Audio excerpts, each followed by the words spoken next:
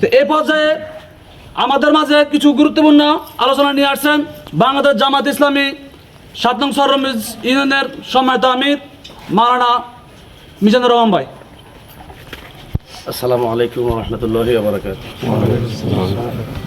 আলহামদুলিল্লাহ, বাংলাদেশ জামাত ইসলামীর ৭ নং সররমিজ ইউনিয়নের ৪ নং ওয়ার্ড কর্তৃক আজকের এই পথসভাতে এবং সাক্ষাৎ প্রোগ্রামে উপস্থিত আছেন আমাদের বাংলাদেশ জামাত ইসলামীর রামগতি উপজেলার সম্মানিত দায়িত্বশীল প্রফেসর একরাম ভাই, উপস্থিত আছেন আমাদের শ্রদ্ধাভাজন ওস্তাদ বিভিন্ন রশিদিয়া আলিম মাদ্রাসার সম্মানিত শিক্ষক মাওলানা নোমান হুজুর, উপস্থিত আছেন আমার একান্ত প্রিয় ভাই হাফেজ মানজুরুল হাসান ভাই এবং অত্র ওয়ার্ডের সম্মানিত সভাপতি আমির হোসেন কাজল ভাই।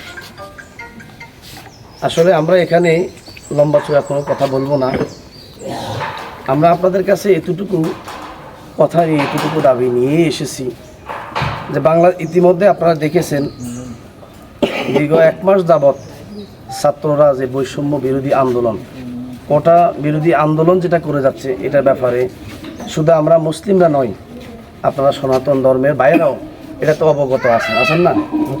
তাহলে এক্ষেত্রে এই কোটা আন্দোলনটা তারা নিজেদের জন্য করেন নাই, গোটা বাংলাদেশের 18 কোটি মানুষের পক্ষে করেছে। কি ঠিক আছে না? এই আন্দোলন করতে গিয়ে অনেকেই মৃত্যুবরণ করেছেন, অনেকে অসুস্থ হয়ে হাসপাতালে আছেন।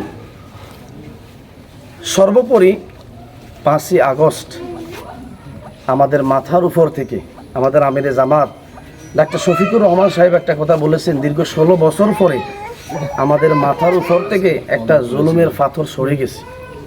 যে জুলুমের শিকার আমরা দীর্ঘ 16 বছর ছিলাম, আমাদের অসংখ্য ভাইদেরকে ফাঁসি দিয়ে মেরে ফেলা হয়েছে, অসংখ্য ভাইদেরকে হাসপাতালের ভিতরে মেরে ফেলা হয়েছে, অসংখ্য ভাইদেরকে এই যে আয়নাঘর নামক জালিমদের যে একটা ঘর, এটা আমরা অনেকেই জানতাম না, সাধারণ মানুষ এটা জানতোই না।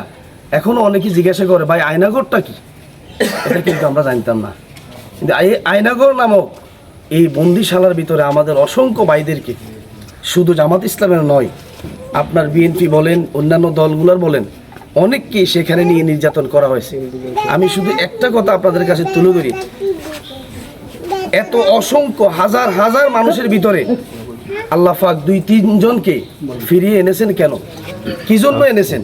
শুধুমাত্র এই জন্যই যাতে সাক্ষ্য দিতে পারে যে ওই আয়না ঘরের ভিতরে কি ঘটনা ঘটেছে।